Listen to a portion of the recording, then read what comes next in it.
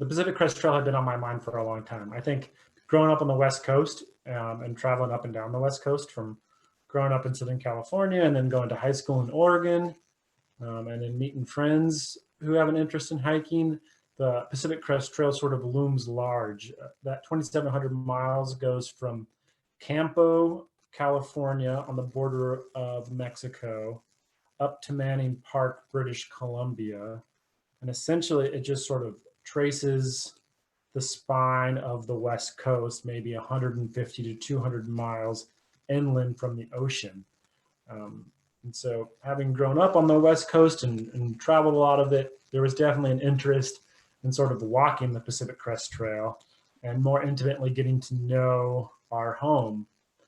Ah, Further, there's like a challenge of, can you walk 2,700 miles in a lengthy season?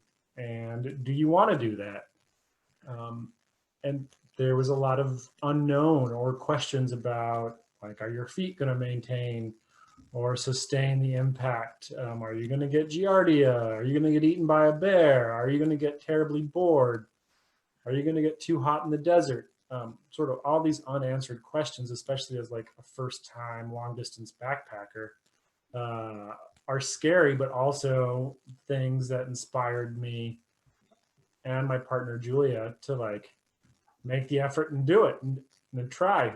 I think that first through hike, we were really inspired by the challenge. And there was absolutely no question, barring unforeseen terrible issues, that we were not going to finish hiking the Pacific Crest Trail. right on.